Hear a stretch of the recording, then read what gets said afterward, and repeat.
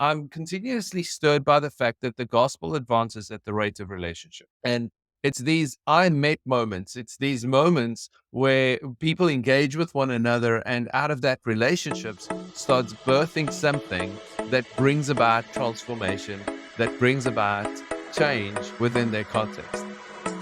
Welcome to the Lausanne Movement Podcast, where we have a passion to accelerate global mission together. If you like today's episode, won't you take a moment to rate and review our podcast and subscribe? That way you won't miss a thing. And now, for today's interview. Yuri, welcome to the podcast. Good morning or afternoon or evening, whichever space you're in. I would like for us to begin our time together by defining what we mean when we're speaking about collaborative action teams. Particularly, could you break down for our listener what are collaborative action teams and why do you consider them so important? I think the what is in the name, right? So it's collaborative, working together. It's taking action. It's actually working on the fulfillment of the Great Commission. And then it's teams. It's not individual, but together, right? So it's collaborative action, and teams is the simplest definition of collaborative action teams. It's the smallest context that you could pull people together to say this group of people are working together to fulfill the Great Commission. It's trying to define them. It's trying to mobilize them. It's trying to push them towards the gaps in the Great Commission. It's trying to optimize the opportunities that the current world presents us with regards to them. So that was the first one. What was the second question? Why do you consider collaborative action so important, especially as you're speaking about the gaps in the Great Commission? Why do you believe that collaborative action teams are a possible solution towards the gaps? Yeah, fundamentally, it's the belief that we're better together, right? So I'm convinced that two people working together can do more than two people working apart. So not only do we remove duplication in the process, because we're not both duplicating the same thing when we work collaboratively as opposed to separately, but more than that, there's this economy of scales. There's this just working together multiplication factor that takes place. One of the examples I really love is that of draft horses. These incredible animals can pull 4 tons a single horse. Now you'd think that two can pull 8 tons, but the reality is that actually two together can do as much as 3. And when you train them, two together can do as much as 4. And what if we Wow. applied that same principle to the church and we said, rather than doing it alone, let's do it together, thus eliminating duplication and having this multiplication effect on our efforts together. I'm convinced that collaborative action teams, though the concept is new to the Lausanne movement and the way we frame things, and maybe the terminology of collaborative action teams are new, it's essentially what I think Jesus had in mind in John 17 when he prayed that we'd be one and the world would know that we are his disciples because of the unity that we have. So there's a accelerating factor to the gospel as we come together. But also there's a reality that if you look at the work of the apostles, they were a collaborative action team. They collaborated together. They built teams. If you read through the gospels, wherever they went, they built a team and people collaborated together for the fulfillment of the Great Commission. The reality is that's what Jesus did with these disciples and what the disciples did when they built the church. I hope you're not listening to the podcast today hoping to hear something new, because all I've got for you is something ancient with a couple of new words maybe and some modern day application. That's so good, Yuri. And what I appreciate is you connecting that to what has come before, because I would imagine that a lot of people listening, even to that illustration of the horses working together, it's beautiful and it's inspiring. And I think the question I would have is what distinguishes this idea of collaborative action team from any initiative that might have been created before to address Great Commission? Is there a difference between that or any initiative that you might have, whether globally or locally?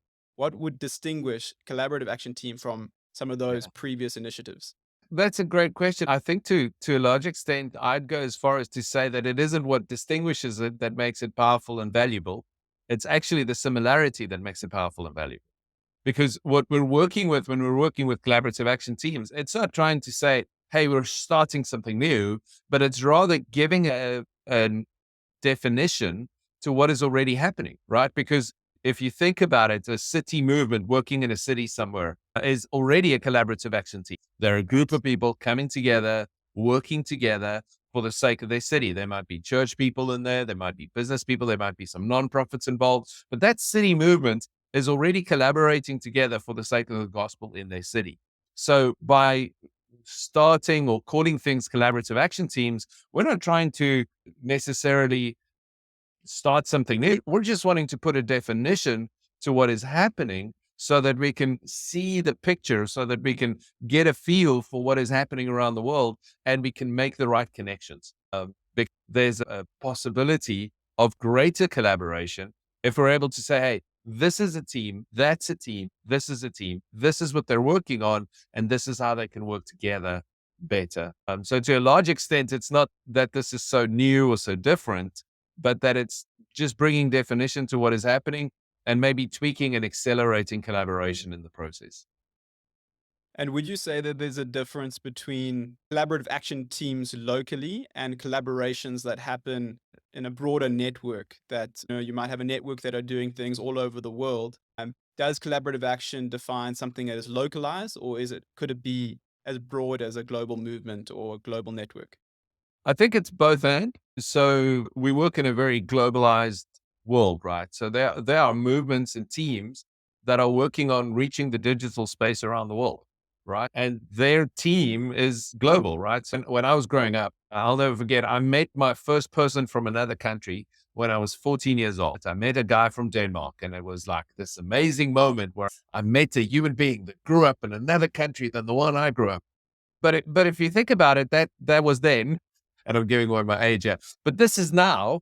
And meeting people from another country for my 15-year-old son is Monday afternoon after school playing Fortnite on his computer, and he'll have people from 8 different countries in his team, and they'd be having conversations, they're collaborating together, they've got a mission, they're working on it, and they're as much a team as the neighborhood basketball game that he picks up an hour later, and they operate locally as a team. The point of collaborative action teams is not global or local. The point of collaborative action teams is, are they working together as a team? What you're touching on a little bit, which I think is significant, especially within the context of the Lausanne movement, is this question of how is this different from a network? Because for the longest time, we've had issue networks and we've had different networks that would bind into the collaborative action into the Lausanne movement. The distinction between networks and the collaborative action teams is that most networks consists of many different teams within that network. So the network leadership might be a team that works together on collaborative action, but within that network, there's many different ones. Let's use movement.org, right? The city issue network within the Lausanne movement. Movement.org as a team that's working on catalyzing and starting city movements around the world. They're a team that's working on fulfilling the Great Commission, right? So they'll be a collaborative action team. But so would the team in Charlotte that in North Carolina that's working on it, or the team in Nairobi that's working on it. They would also be a collaborative action team. So there's lots of collaborative action teams in most networks, but defining the collaborative action teams doesn't replace the work of the network. The network has value and does collaboration and brings together that particular network in a beautiful way.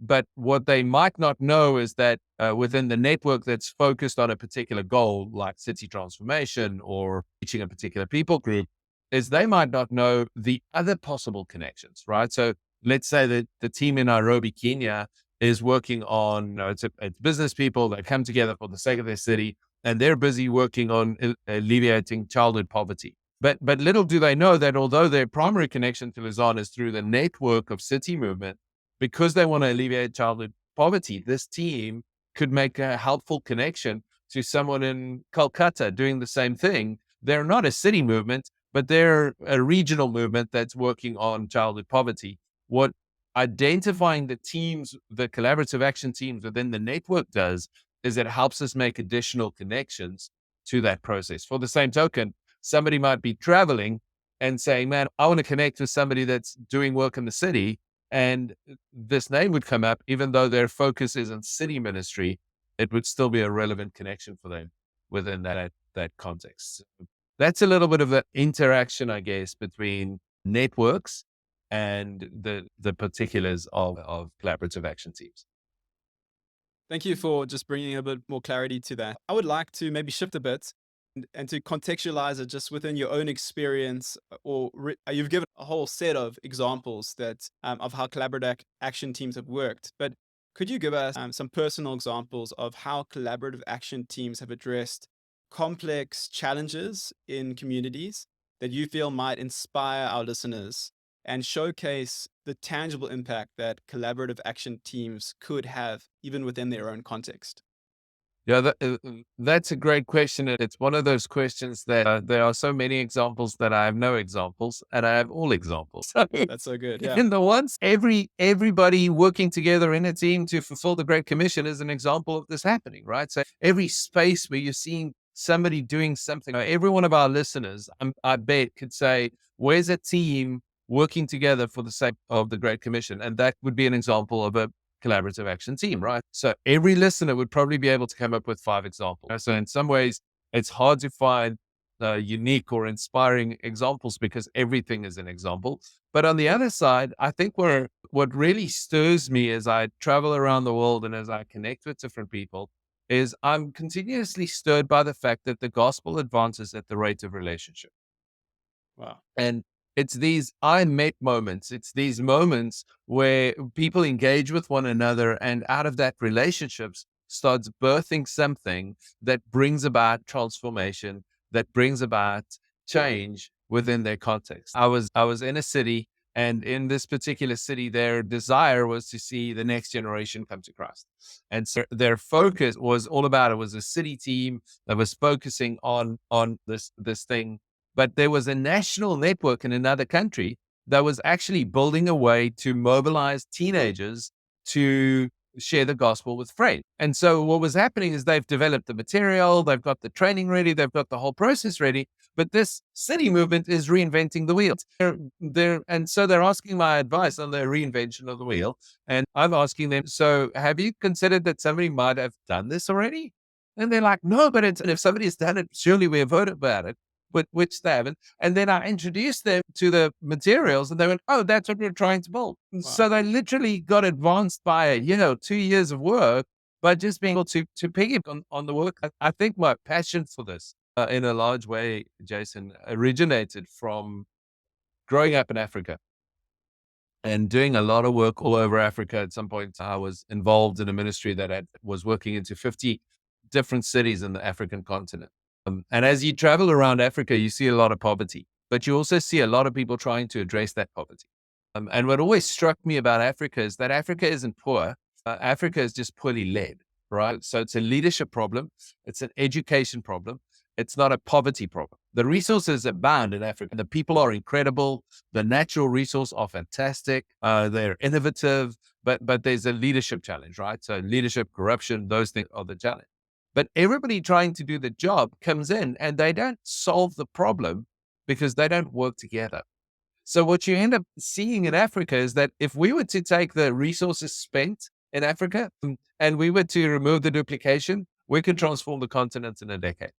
Wow. But everybody wants to do it their way with their own. If you go to Nairobi, for instance, every missions agency in the world has a country coordinator or an East Africa coordinator in the city of Nairobi. But they're all doing the same thing. They're all duplicating the same work. And I'm just excited about if we can make the right connections at the right time, we can do it. Another example for me is if you look at some of the gaps in the process, right? Is we can solve the problems better if we solve the problems together rather than trying to solve the problems alone. So what if Sure. we could find these rallying points? We could rally together and rush in together and find new connections that can solve new problems together better than what we can do that on our own. So you published an article on the Luzon Movement website, which I'll link in the show notes. And in that, you discussed the importance of identifying the gaps and the opportunities in the Great Commission and in global missions. And you've already begun to unpack some of that for us and for our listeners. Could you just share for us the process that Luzon has gone on, that they've gone on this the multiple year journey of that we've been calling the L4 journey, and there's been a whole listening process which they've identified gaps and opportunities. could you share with our audience some of the gaps and the opportunities that have come through that listening process that you foresee Yeah. that collaborative action teams could potentially address? Yeah, that's a great question. I think that if you think of the gaps and the opportunities, right? If you imagine for a moment, and initially when we started this conversation, we called it the Nehemiah teams. And the reason was this metaphor of Nehemiah building the wall or completing the wall around Jerusalem, right? So if you imagine for a moment that the Great Commission or the fulfillment of the Great Commission or the fourfold vision of Lausanne, whichever way you want to look at it, is this wall that is being built, and we've got to finish the wall. Now, if you read the book of Nehemiah, what you'll find in the book of Nehemiah is that there's spaces where the wall was like yay high and spaces where the wall was a little lower and so forth and so on. And what they did is whenever they were attacked at a point where the wall was lower, they would blow a trumpet and everybody would rally around this particular point where they could fill this particular gap. And then if you read it, everybody was building the wall in front of their own houses, right? So there was this dichotomy of you've got to take responsibility for what's in front of you, which I think is true. Every organization, what's the best thing that you can do for the fulfillment of the Great Commission? Do the part that God has called you to do. So you do your part and the whole of it will be built. So that's the one side. The other side of it is from time to time, there are gaps that the person who is in front of that gap can't fill alone. So we need to rally around it and start those gaps. So if you imagine the Great Commission as this wall, you might have heard of something like the 1040 window, right? So the 1040 window or unreached people groups represents gaps within this wall. I think to a large extent, the next generation in the developed world presents another one of these gaps in the wall, right? It's one of these things that we've got to rally around and we've got to figure out how to solve together.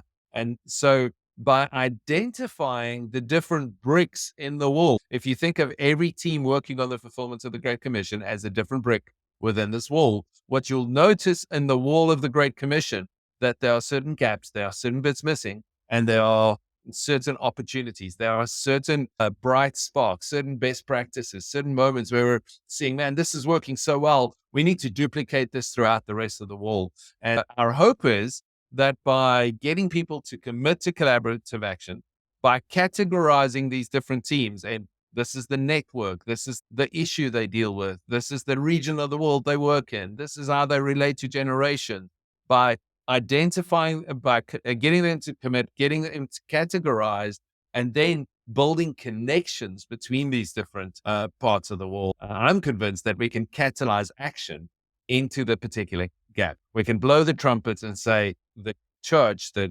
Great Commission is being attacked in this particular place. Let's jump in there and go make a difference there because we can do it together. And what's amazing is we will know who's done well in that area and who are the best pieces of the wall, because the difference between the wall Nehemiah was building and the fulfillment of the Great Commission wall we're building is we're not working with physical stones. We're working with the type of stones that Peter speaks about when he says that the church are living stones being built into a spiritual house. So we're building with living stones, but we know which stones fit best and would be best at filling which gaps. And the better we know that, the better we can make these connections, or we can put them together into those particular gaps.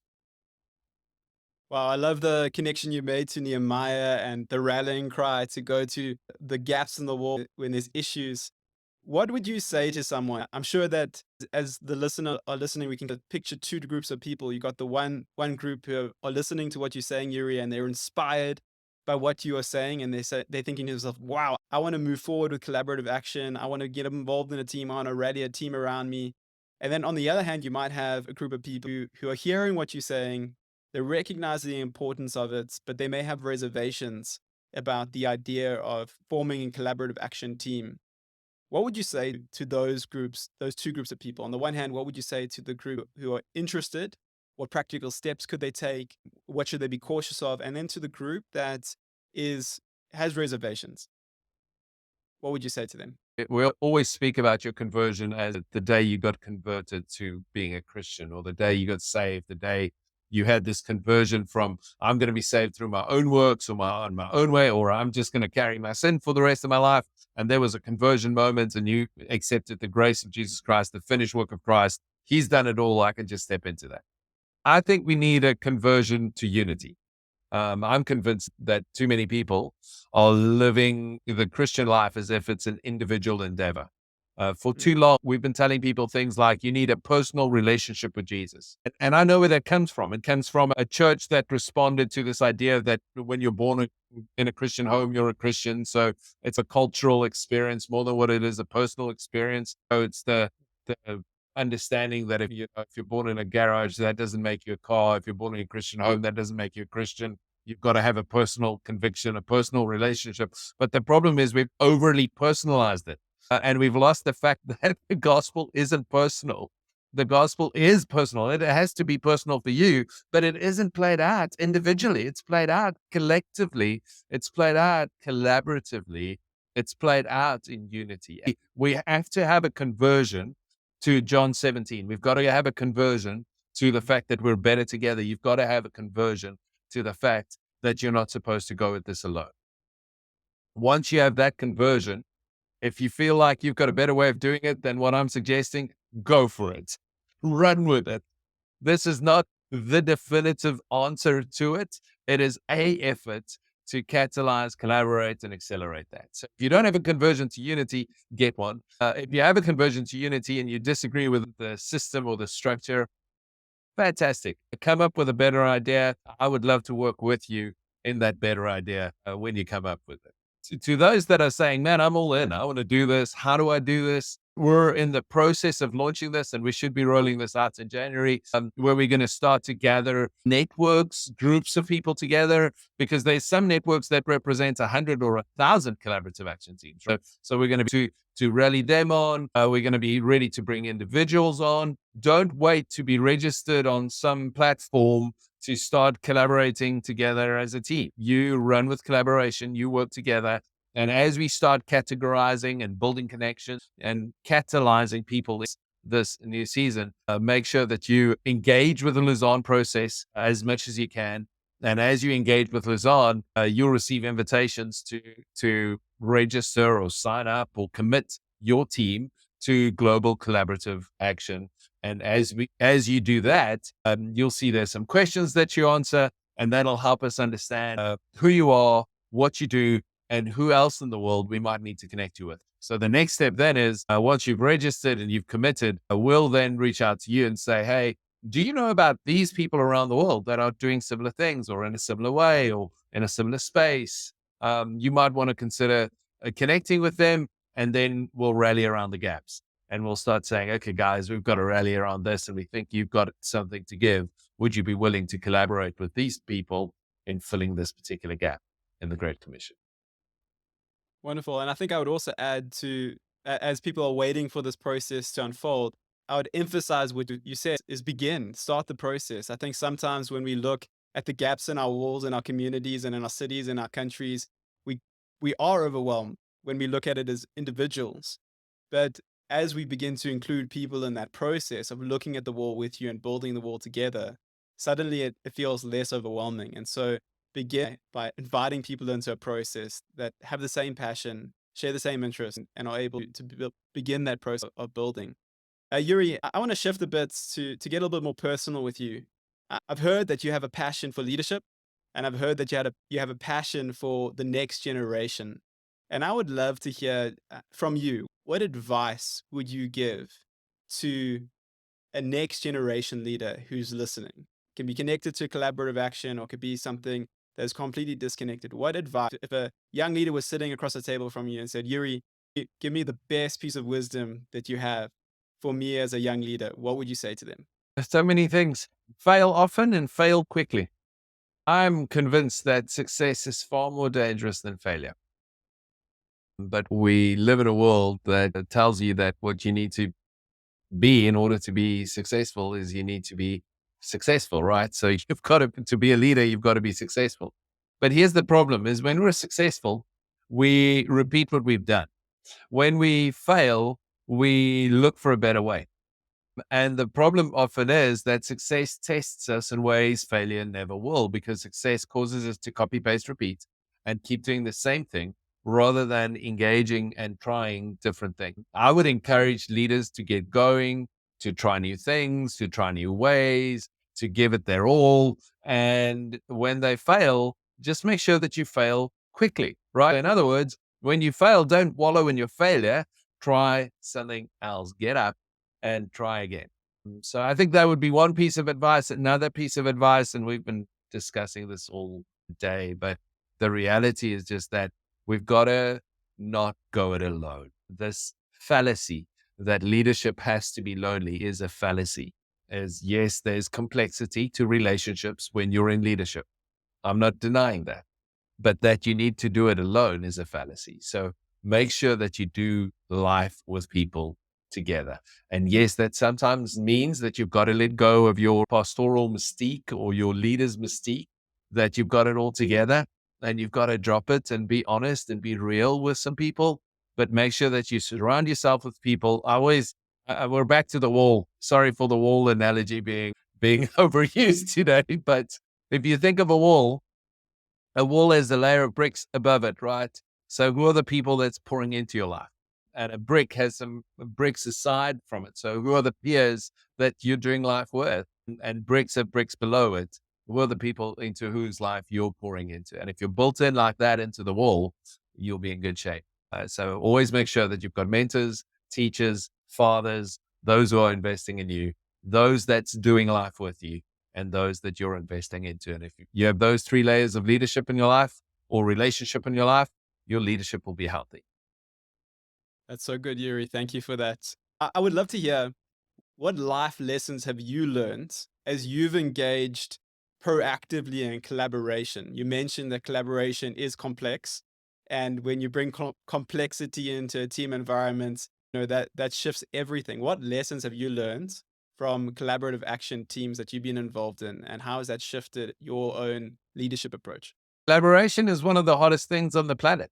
It's one of the most powerful things, but it's one of the hottest things. And the problem is, as a Ukrainian friend of mine many years ago explained it to me as I was complaining to him about my church, he looked at me and said, Yuri, if the church was full of fruits and vegetables, it would be easy, but now it's full of people. And I'll never forget that, because the reality is that the power of collaboration is the potential of people. But the difficulty of collaboration is the potential of people to be difficult. And the stronger the people you work with, the higher capacity people you work with, the harder it is to get them to work together, because they believe they can do it themselves. And self-made people worships their creator. But you're also stuck in this situation where you've got powerful people that can do it themselves, but you've got to convert them to doing it together. And at the same time, you've got different people with different personalities, right? So if you've got 2 people working together, you've got 1 line of relationship.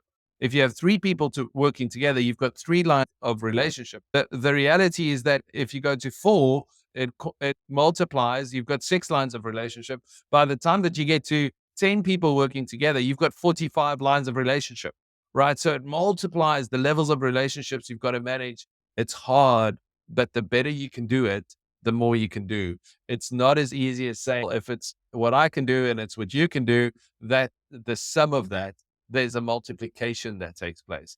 And because of that exponential multiplication, yes, the lines of relationship multiply, but at the same time, our effectiveness multiplies, our elimination of duplication multiplies. And ultimately, it's hard and it's difficult, and it doesn't just happen. It involves a lot of cups of coffee and a lot of meals together. But if you think about it, barring the coffee, which I don't know if Jesus drank, that's exactly what he did. Is he walked with people, he talked with people, he ate with people, he sat down with people, and that's how he did what he did. And I think we've lost that in how we do what we do to a large extent. Wow. Thank you for those words, Yuri. I know that there's going to be a lot of people listening to this podcast who are going to be joining us in Seoul next year, either in person or online. I would love for you, as we close this podcast off, could you share with us what your hope and prayer is for Lausanne's gathering in Seoul 2024? Yeah, that's a big one. And maybe the first thing I need to say is that I'm so excited about it. I'm so excited about the possibility. So excited about the fact that we are gathering together in the way that we are. I think it is going to be an incredible time together. But I think my expectation is a little bit in the context of the history, right? So it's easy to connect the dots looking backwards, right? It's easier to understand the future by looking at the past. And if I consider the journey up until here for Lausanne 1, 1974, was all about the Lausanne Covenant, right? We need to covenant together. We need to agree. These are the things we can agree on. There's more pulling us together than what's pushing us apart. These are the things. By 1989, the second Lausanne gathering, when they got together, the whole point was collaboration, and then they were figuring out different things. By 2010, we went for the Cape Town commitment, right? It's, we're going to do this. We're going to do this together. I believe that the next step, the thing that we're on the verge of, is this idea of taking action together. I believe that there's a collaborative action that's about to take place in the church.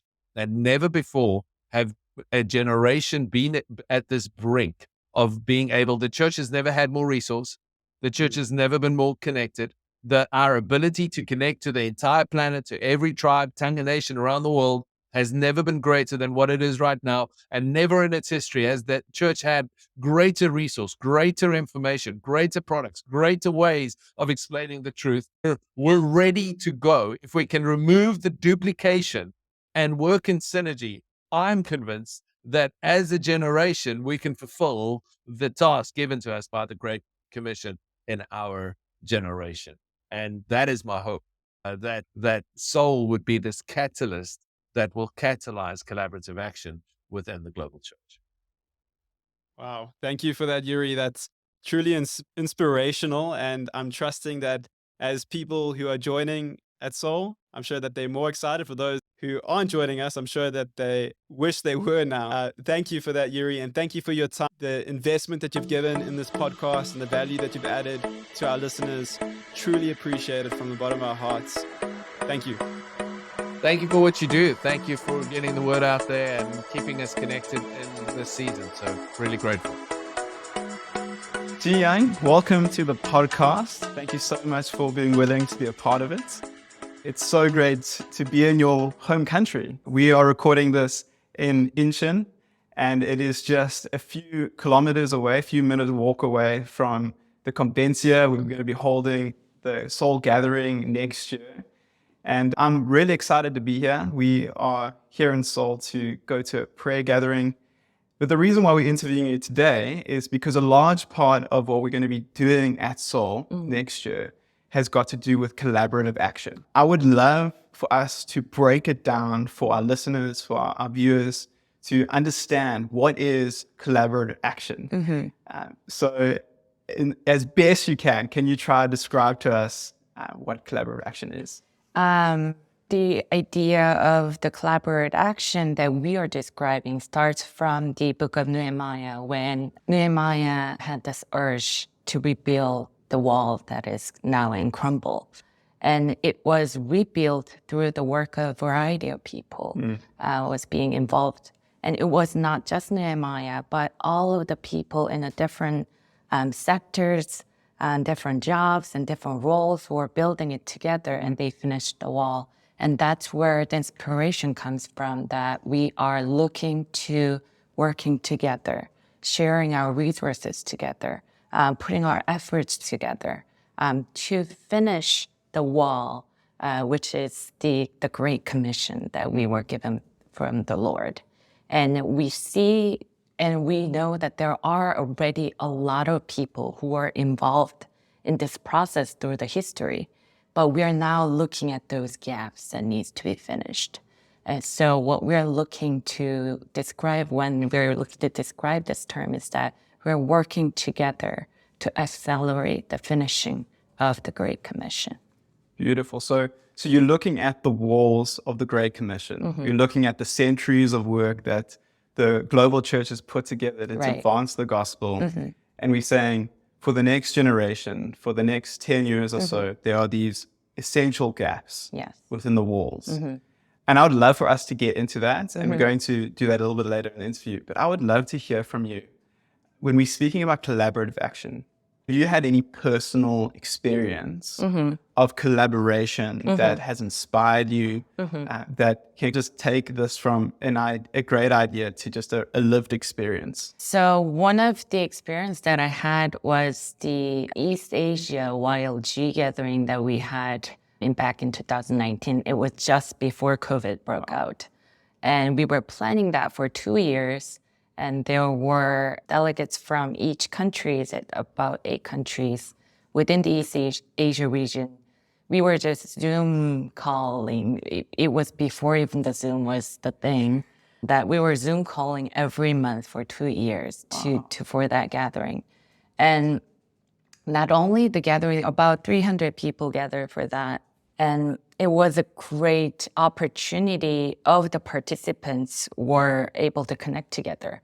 But I think before that preparation itself of us, each from different countries, different cultures, different ages, but we were able to put our minds together, work at a table. We met twice or 3 times in person throughout those years, but the relationship that were built from that preparation in itself was great. But the product that we created together, the gathering itself, were great for the participants, but as well as the volunteers, because a lot of Korean volunteers came from different churches, different organizations, but all of them were saying that I really was touched by how we were able to connect together, even though we're from different backgrounds, and how God creates a collaborative spirit within us. So that's overall the positive experiences that we as a group community had together. Actually, after on, it sprung out the Japan YLG that is planning for next year. The Hong Kong has its own gatherings. So I see how collaborative work that God creates have different layers. It's not just one project, but it's a different layers that God created, and it has so much potential in itself that it blooms into something that we can never imagine. I love that you mentioned the length of time it takes to put together a gathering and the amount of energy to make this kind of thing happen. I think it's almost like church gathering. Sometimes people think that the pastor just stands up and preaches. Right. But there's so much more that goes on behind it. When you bring a diverse group of people together, when you're talking about generations, when you're talking about ethnicities, even countries and different regions, that there's complexity in diversity. It's beautiful. Yeah. We know that the scriptures speak about the beauty of that. I think of Jesus' words where he says, by this all men will know you are my disciples if you love one another. Right. How in those spaces, in your experience of collaboration within preparing for these gatherings and different opportunities, have you experienced that complexity and overcome that complexity? I guess another way I'd ask this is, what would you say to a leader who says collaborative action is a nice idea? They can understand the biblical idea behind it, but they're mission driven, they have purpose, they have meaning, and they're saying, I can do more by myself. What would you say to a pastor or a church leader, organizational leader? I probably first have to say I agree with you 100% because I am wired same way. I'm kind of person that I prefer efficiency over relationship. So I just need to get work things done. I don't care about the connections being made. I think I'm oriented that way. So I completely understand that stance. But at the same time, what I realize after limited experience that I had about these collaborations and these connections that were being made is that if you do it alone, you probably get the job done faster, maybe, but you'll never do more. You'll only do what you're planned to do, and you just maybe have it faster, but that's it, usually. But what I experienced from my experiences say that it is messy. And sometimes you feel like, you know what, I'm just done with this. It's just too much things that are going on that you just want to leave the table. There were moments like that. And sometimes it takes just so much unnecessary time, in my point of view, to get to the point that I thought that it should get. So it feels like it's going around rather than going into very obvious direction. But I'm always amazed at the end by the way God had done and led this whole process and conclusion. And with this, it seemed like a wasted energy, wasted time. And he weaves into something beautiful and incredible, amazing. And he never failed once. He never failed. Every single time, he weaves this wasted time, wasted energy into create something beautiful. And that's the experience that I had. And through each time, I find my limitations, how limited I am. I thought I was gonna able to do all by myself. But with this collaborations, I see my limitation, I see my shortcomings, I see how short-sighted I am, and how incredible things that God placed in each of the people's heart and abilities, and the goodness he placed in them, and how beautifully we complement together. How can we work together? It truly makes me see the beauty of working together. He always be able to do far more than we can ever imagine if we allow him to orchestrate things, and me being just a part of his orchestration. Wow. You know, as you were speaking, I was just reminded of that song where it speaks about where there's unity, God bestows his blessing. And also just the scripture in Corinthians where Paul speaks about the body and how the hand cannot say to the feet, I don't need you. Right. And when the body works together, we can do so much more Yes. and go further and faster. But it takes that time and the humility and the willingness to be frustrated and the humility to know that you're probably frustrating someone else. Yes. But when you come together, then that blessing happens. So you spoke earlier, and I would like to touch on it, about the gaps in the walls of global mission and the church. I would love to hear from you as one of the leaders on the Collaborative Action Leadership Forum. What gap or what gaps do you see that are prominent that you believe the next 10 years God is wanting to advance and to accelerate mission within those fields? I personally, with the areas that I'm personally invested in is the next generation. And I feel like even within Korean context, as well as the global context, that we need to have it. It's an area that no one can do alone. And it's an area that we desperately need a collaborative action. Because we're looking into a generation that shares a globally unique but same experiences. So I think this is the first generation that shares and consumes the same content as they were growing up. You're from a different country than I am. As we were growing up, I probably think that we consume different type of TV shows or the musics that we listen to. But I think this generation, they, through the help of the YouTube and everything, they consume the same music, same videos, same media contents as they were growing up. And they experience the same pandemic. It is the first time in the history the global population experienced the same pandemic all at the same time together. So I think this generation will be vastly different than our generation or the generations before. So I think we need a global collaborative action together to reach out this generation as well as the local collaborations because they're still in their unique cultures. So I think this is one area that we desperately need a collaborative action together to reach them. I agree with you. I share a passion for the next gen, and I spend most of my ministry years working with them.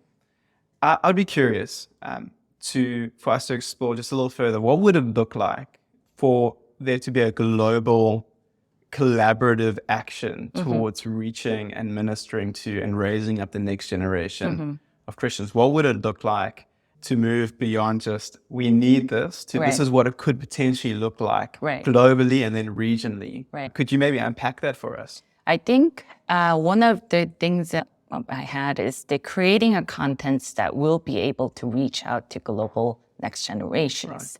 Because other secular part of the world is doing that just now, that they're reaching out not just for one audience in one continent, but they're planning and making things to reach the global viewers. And I think that's something that we need to do it at the same time together as making global contents. But at the same time, I think we need to scoop out the winning stories of the local churches or the local grounds. Because I hear, as I travel around the world, I hear the winning stories of reaching next generation. But I think we, as a just general church, we are having this defeated minds. The trajectory is going down. We are losing our next generation. It feels like we're failing. But I don't agree with that. God is doing his thing in this generation still, and we need to hear those winning stories. We need to and develop those stories so that it could be heard, so that people will take lessons from each other, learn from each other, and connect with each other, encourage with each other. I think it is something that we need to do for the next generation. Wonderful. I would like to shift a little bit and speak about what your experiences or what you anticipate to be hindrances to collaboration. And then connected to that question, what are some aspects that you believe will contribute to to people being willing to collaborate together for something like a project like that, to a global initiative to reach the next gen? What would be some hindrances that we can look out for, and what would be some things that we can say this will help make the acceleration of this better? I think one of the hindrances that I can think of is the impatience, because collaboration takes time. Almost always it takes time. It takes time to, sometimes you have to wait indefinitely. It feels sometimes you'll just have to you have to endure. You just have to not speak your mind. You just have to hold it. But through those processes, because if you're impatient, if you cannot wait, if you cannot endure, then a lot of times you become a stumbling block for the collaboration. The other person might not be patient, but if you're patient, if you can wait, it can still work. Wow. So I think impatience is something of the hindrance. But I think one of the key, and I think this is the first and foremost ingredient to the collaborative action, is Christ himself. Because we're not collaborating because it's a virtue that we need to pursue. Because a secular world also collaborate. Right. They collaborate to benefit from each other. They call it win, right? You win, I win, we collaborate. But I think in our context, even though I lose, even though I gain nothing, I am collaborating because of the Christ. That is a mentality that we need to have. Because a lot of times you have to be impatient, you have to tolerate. And what do you do? How can you do that in a long period of time? It's because that you are died with the Christ. Just Galatians 2:20 says, I am crucified with Christ. And I no longer live, but Christ lives in me. And through the Christ lives in me and you, we can collaborate together. We're centering around, we're collaborating around Christ. Not even the gaps or the finishing of the Great Commission is our mission, but Christ himself is our core mission, and it's a key ingredient for the collaboration. Wow.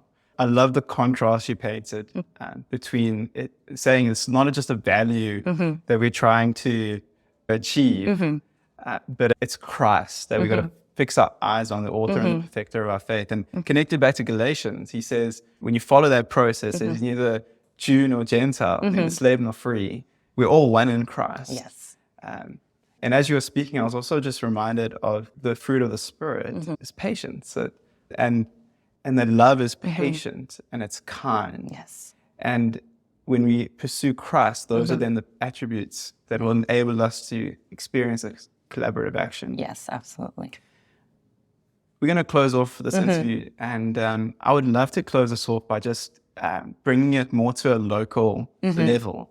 We are in your beautiful home country here, and I would love to hear from you what your prayer is for South Korea, the local church, the cities that are represented here, and how potentially you could see collaborative action becoming something that could really spur on the mission of God and the kingdom of God in this space.